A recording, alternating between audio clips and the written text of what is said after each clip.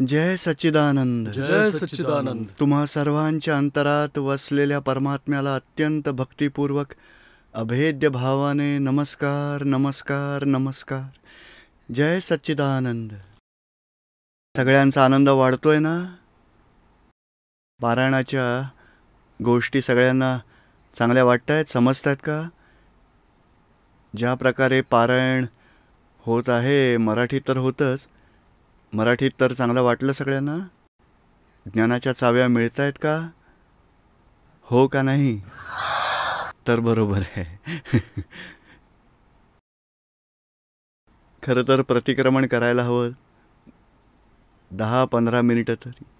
बघूया आता वेळ असेल तेव्हा करू, नाहीतर परवा ठेवलं आहे 1 तासाचं. काय आहे की हे मूळ तर समजणं थेरेटिकल गोष्ट आहे आणि सामायिकमध्ये बघणं त्यामुळे खूप जागृती वाढते. आणि आता तर प्रॅक्टिकल तर जेव्हा कोणी अपमान केला आणि आतमध्ये जागृती ठेवून निर्दोष बघितलं तेव्हा खरं प्रॅक्टिकल होईल.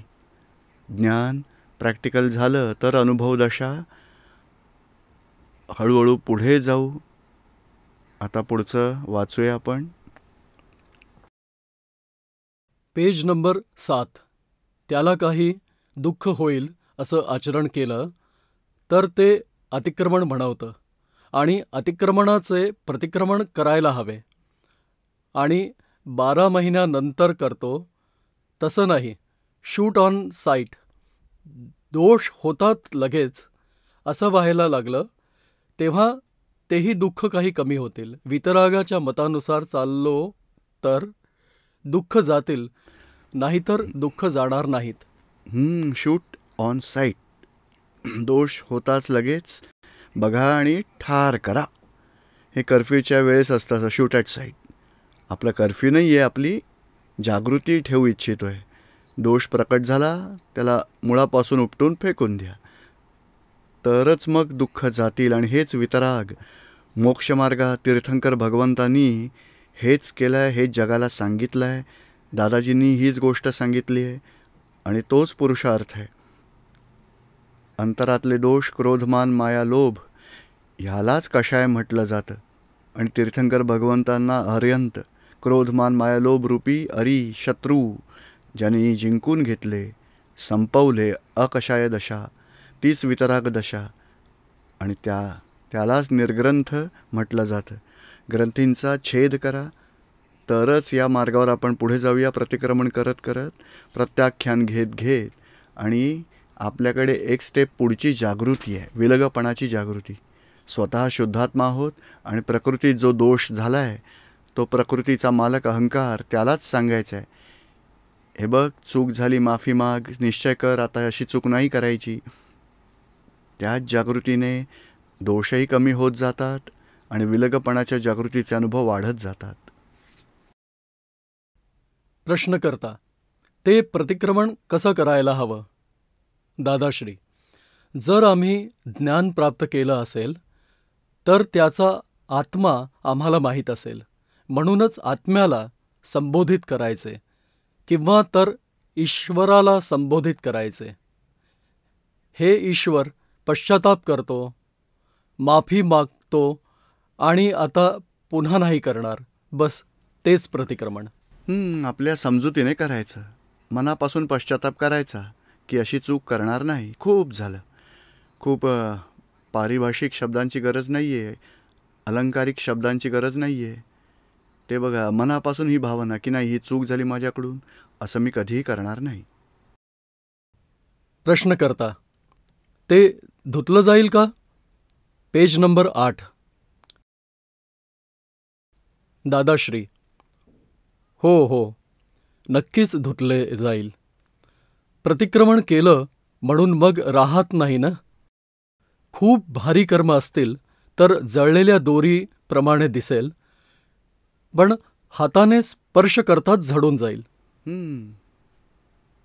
नंतर मग? प्रश्नकर्ता: हा पश्चाताप कसा करू? सगळ्यांच्या समोर करू की मनात करू?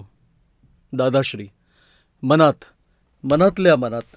दादाजींना आठवून की अशी माझी चूक झाली आहे, आता पुन्हा नाही करणार, असं मनात स्मरण करत करायचं. अर्थात मग असं करत करत दुःख सगळं विस्मृत होऊन जाईल, ती चूक निघून जाते. पण असं नाही केलं तर मग चुका वाढत जातील.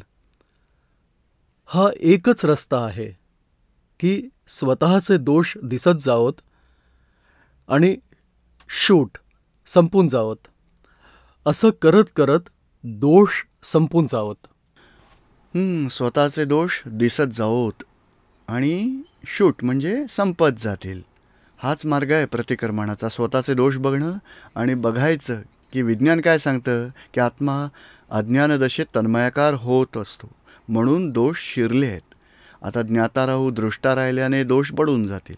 आणि प्रतिक्रमण एक स्टेप पुढे का करतात की समोरचा वैर बांधू शकतो, तर त्याच्या शुद्धात्म्याकडे प्रार्थना करून माफी मागितली आणि विलगपणाची जागृती ठेवली आहे. विलगपणाच्या जागृतीनेच संपून जाते, पडून निकाल होतो मग दोषाचा. प्रश्नकर्ता: एकीकडे पाप करत राहायचं आणि दुसरीकडे पश्चाताप करत राहायचं, असं तर चालतच राहील ना? दादाश्री: असं नाही करायचं. जो मनुष्य पाप करेल आणि जो जर पश्चाताप करेल तर तो खोटा पश्चाताप करूच शकत नाही. त्याचा पश्चाताप खराच असेल आणि पश्चाताप खरा असल्याने कांद्याच्या आवरणाप्रमाणे एक आवरण दूर होईल. त्यानंतर पुन्हा बघितल्याने तर पूर्ण कांदा दिसेल, नंतर दुसरे आवरण निघेल. नेहमी पश्चाताप वाया जात नाही. पश्चाताप जेव्हा करतात हे म्हणतात की हा प्रश्नकर्ता म्हणतोय, एकदा पाप, एखादं पाप, एक आणखी पाप करत राहा एकीकडे, मग माफी मागत राहा. दादाजी म्हणतात दोन्ही गोष्टी वेगळ्या आहेत. पाप केलं ते डिस्चार्ज कर्मात झालं आहे आणि पश्चाताप तो जो कॉजेस भागात आहे. आणि हे जसं कांद्याचं, जसं ओनियनचे जसे लेयर्स असतात, असा हा एक लेअर मग कमी कमी होत जाईल. आणि खोटा पश्चाताप कधी होत नाही, मनापासून पश्चाताप होतो. दादाजी तर असंही म्हणायचे की बुवा तू कर, खोटा तर खोटा पण सुरू कर. एकदा पश्चाताप करतो तर हे दोष कमी होत जातील, दुःख त्याचं काही कमी होतील. प्रश्नकर्ता: पण सच्च्या मनानं माफी मागावी ना? दादाश्री: माफी मागणारा सच्च्या दिलानंच माफी मागतो आणि खोट्या मनानं मागितली तरीही चालवलं जाईल, तरीही माफी मागायची. खोट्या मनानेही तू माफी माग, एकदा तू सुरू तर कर. खरं तर ही भावना होणं की माझी चूक आहे, स्वीकार होणं, तीच सगळ्यात मोठ्या पश्चातापाची सुरुवात आहे. आणि तोच दोषाचं, तेच आवरण कमी होण्याचा तो पुरुषार्थ सुरू होतो. स्वतःची चूक स्वीकारली, तिथूनच चुका कमी होत जातात. प्रश्नकर्ता: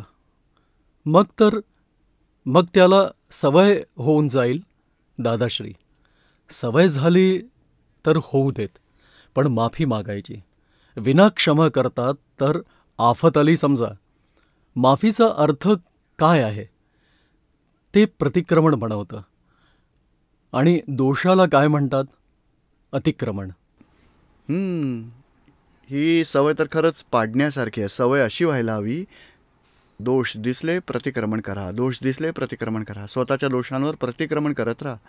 मग हळूहळू अनुभव होत जाईल की नाही, दोष कमी होत जात आहेत, लोकांबरोबर नाती सुधारत जात आहेत, रागद्वेष कमी होत जात आहेत, दुःख देणं, दुःखी होणं सगळं कमी होत जात आहे. Page number 9. कोणी ब्रांडी पीत असेल आणि म्हणेल की मी माफी मागतो, तर मी म्हणेन माफी मागा. माफी मागत राहा आणि पीत राहा. माफी मागत राहा आणि ब्रँडी पीत राहा. एक अनुभव आला होता, आज आपण बघितलं. आपण आजच्या टीव्हीच्या कार्यक्रमात सांगितलं होतं. आपला प्रोग्रॅम हा थोडासा जो अनुभवाचा सेशन, अक्रमविज्ञान, हे अक्रमविज्ञानाबद्दल. तर एकाने हे असंच सांगितलं होतं की मी पीत राहत असायचो आणि टी व्हीमध्ये सत्संग बघायचो. हळूहळू पिणं सुटून गेलं आणि सगळ्या वाईट सवयी झडून गेल्या. आणि आज मी ज्ञानही घेतलं आहे आणि खूप सुखी झालो आहे. आणि दादाजींची ही गोष्ट खरंच ही ही जी माफी मागतोय ते गव्हाचे दाणे टाकतोय, आणि जी कार्य काही वाईट होत आहेत ते बाजरीचे दाणे उगवत आहेत. दोन्ही गोष्टी वेगवेगळ्या आहेत. एक उगवणं, ते आधी बीज टाकलं होतं त्याचं फळ आज उगवत आहे, आणि आज जे बीज टाकाल त्याचं फळ नंतर येणार आहे. म्हणजे वैज्ञानिक मार्ग आहे हा. पण खऱ्या मनानं निश्चय करणे की मला सोडायचे, की मला सोडायची, एक दिवस त्याचा अंत येईल, हा माझा 100% विज्ञान आहे. हे तर विज्ञान आहे, फलित झाल्याशिवाय राहणार नाही, लगेचच फळ देणारं आहे. This is the cash bank of divine solution. Cash bank हेच खरं. 10 लाख वर्षात निघालाच नाही असा बँक. 2 तासात मोक्ष घेऊन जा. इथे तू जे मागशील ते द्यायला तयार आहे. तू मागणे विसरशील. एक मनुष्य ज्ञानी पुरुषाची इतकी, दादाजींकडे इतकी सिद्धी होती, पण संसारी मागू नका. दादाजी नेहमी म्हणायचे, अविनाशी मागा, म्हणजे दुसऱ्यांदा मागावं लागू नये. आणि एकदा का, आणि हे विज्ञान असं आहे की 2च तासात मी शुद्धात्मा आहे, अविनाशी आत्म्याचं लक्ष मिळून जातं, आणि नंतर प्रोटेक्शनसाठी 5 आज्ञाही मिळून जातात. पण आपल्याला संसारात दुःखांपासून मुक्त होण्याची चावी मिळाली. सध्या आपल्या पुरुषार्थात काही कमतरता आहे आणि आपल्याला काही सफरिंग होत आहे, पण एक्झॅक्ट जी ज्ञानाची चावी सेट केली, अपमानाच्या वेळेस निमित्त निर्दोष दिसेल आणि ज्याचा अपमान झाला त्याच्यापासून आपण विलग राहावं, तर आपल्याला दुःख टच नाही होणार. इतकी ही वैज्ञानिक दादाजींची गोष्ट आहे. एक मनुष्याला चोरी केल्यानंतर पश्चाताप होतो. त्याच्याकडे निसर्ग दुर्लक्ष करते. पश्चाताप केला, त्याचा देवाकडे काही गुन्हा नाही आहे, पण जगातचे लोक दंड करतील ते या जन्मात भोगून घ्यावे लागते. म्हणजे या स्थूल कर्माचं फळ इथेच येईल, आणि जे भाव केले की ही चूक आहे, पश्चाताप केला, त्याचं फळ दुसऱ्या भावात, तर हा दोष सुटेल. म्हणजे 2 पार्ट्स आहेत. कॉजेसवाला पार्ट दुसऱ्या लाईफमध्ये इफेक्टमध्ये येईल, आणि इफेक्टचा इफेक्ट ह्याच लाईफमध्ये येतो. आणि हे जगातील लोकांकडून काही दंड आला याच लाईफमध्ये, तो भोगून घ्यायला हवा आणि समजून घ्यायचं की मी गुन्हा केला आहे, त्याचा दंड मला इकडे आला आहे, आणि हा जो भाव केला दुसऱ्या लाईफमध्ये गुन्हा सुटून जाईल 100%. हे सगळं चूक आहे असं नको करायला, असं सगळेच म्हणतात, पण वरवर बोलतात, सुपरफ्लुअस बोलतात, हार्टिली मनापासून नाही म्हणत.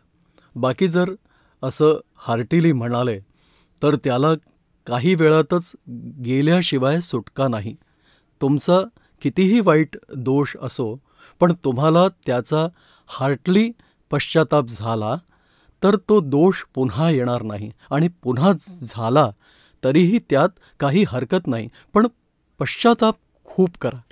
ते सकाळी सांगत होते ना, इथवर दोष भरले आहेत, पण रोज पश्चाताप करत राहा, कारण किती अवतारांपासून दोषाला धुतलंच नाही आहे कधी. माल भरतच गेलो, हे भरतच गेलो. हा पुढचा, हा जो मोठा ग्रंथ आहे जे प्रतिक्रमण, त्यात एक ही गोष्ट सांगितली आहे दादाजींनी. माणसाने साऱ्या दिवसात जे काही बघितलं, किती विचार करतो, योजना म्हणजे प्रोजेक्शन करतच राहतो, सूक्ष्मात दोष करतच राहतो. एका ब्रिजवरून जात असाल तर ब्रिजला बघूनही म्हणेल, अरे एवढा ब्रिज का बांधला, पाय तर थकले, फुकटात एवढा गेलो, फुकटात काही ना काही. तर बघा, एका सेकंदात किती विचार करत असतात, आणि ते कोणी धूत नाही, प्रतिक्रमण करतच नाही, सगळं ढीगभर ती आवरणं आणतातच. तर अशा जीवनव्यवहारात कुणाच्या लग्नामध्ये गेलात किंवा घरातही बघा, एकाला बघितलं माणसाला तर त्याबद्दल किती बरे वाईट विचार येत राहतात, दुसऱ्याला बघितलं त्याच्याहीसाठी चांगले वाईट विचार येत राहतात, काही ना काही ऑब्झर्वेशन बुद्धीच्या दृष्टीने करतच राहतात, आणि दोष सूक्ष्मात भरतच राहतात, आणि मग भरत राहतात, आणि समजतच नाही की ही दोषित दृष्टी आहे. हे कसं घातलं आहे, हा कोण आहे, हा काय करतोय, हा तर जाडाच आहे, हा जरा छोटाच आहे, याचे केस बघा कसे आहेत. दृष्टीत चक्कर चालूच राहते, आणि तेच सूक्ष्मात दोष ग्रहण होत राहतात. आता कुठल्या अवतारात कधी धुतलेच नाही कधी. आता आपल्यालाही जागृती मिळते आहे आणि आधी एक पार्ट धुवून घेतो की कुणाला दुःख पोचलं तेवढा पार्ट आधी प्रतिक्रमणाने शुद्ध करा. नंतर सूक्ष्मात तर खूपच दोष आहेत वेगवेगळ्या प्रकारचे, जे बाहेर कुणाला माहीतही पडत नाहीत आणि आत उत्पन्न होत राहतात, त्यांनाही धुवायचं आहे. पण इथून आपण सुरुवात करू तर आपण पुढे जाऊ शकू पुरुषार्थात. प्रश्नकर्ता: प्रतिक्रमण आणि पश्चातापात काय अंतर आहे? दादाश्री: पश्चाताप अस्पष्ट रूप आहे. ख्रिश्चन रविवारी चर्चमध्ये पश्चाताप करतात. जे पाप केले होते त्याचं अस्पष्ट रूपाने पश्चाताप करतात. आणि प्रतिक्रमण तर कसं आहे की ज्याने गोळी मारली, ज्याने अतिक्रमण केले त्याने प्रतिक्रमण करावे. तत्क्षणी शूट ऑन साईट त्याला धुवून टाकावे. प्रतिक्रमण खूपच सायंटिफिक आहे. प्रायश्चित्त, पश्चाताप करणं, प्रायश्चित्त करणं ते खूप लोअर लेवलमध्ये आहे. चूक नाही आहे, तेही चांगलंच आहे. सॉरी म्हणतो, आय एम व्हेरी सॉरी, खूपच सुपरफ्ल्युअस, तरी चांगलं आहे. आणि प्रतिक्रमण तर एक्झॅक्ट अतिक्रमण जे झालं त्यालाच मुळापासून कापणं, त्यालाच उपटून फेकून देणं आणि प्रत्याख्यानासोबत की अशी पुन्हा पुन्हा चूक करायची नाही आहे असा निश्चय आहे त्यामागे. हे खूपच तीर्थंकर भगवंतांनी हे दिलेलं आहे. आलोचना, प्रतिक्रमण आणि प्रत्याख्यान. आलोचना, प्रतिक्रमण, प्रत्याख्यान भगवान महावीरांच्या सिद्धांताचा सार आहे आणि अक्रम मार्गात ज्ञानीपुरुष तो सार आहे, एवढेच समजायला हवे. Page number 10. आज्ञा हाच धर्म आणि आज्ञा हाच तप. पण तो गडबड केल्याशिवाय राहत नाही ना. अनादिकाळापासून वाईट सवय जी लागली आहे नाही आहे ते प्रतिक्रमण महावीराचे. प्रश्नकर्ता: मोठ्या ग्रंथात 3रा चॅप्टर येतो आणि आहे तर 25, 30, 40 पानांचा चॅप्टर. त्यातून हे संक्षिप्तात 4-5 पानं घेतली आहेत. पुढे काय? प्रश्नकर्ता: अनादिकाळापासून प्रतिक्रमण तर करत आलाय, तरीही सुटका नाही झाली.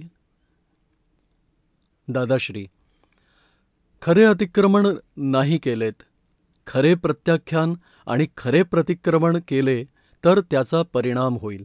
प्रतिक्रमण शूट ऑन साईट व्हायला हवं. आता माझ्याकडून एखादा शब्द जरा वाकडा निघून गेला म्हणून मला आत प्रतिक्रमण होऊन जायला हवं, लगेच, ऑन द मोमेंट, त्याच क्षणी. यात उधार नाही चालत. हे तर शिळे ठेवलेच जात नाही. प्रतिक्रमण म्हणजे पश्चाताप करणे.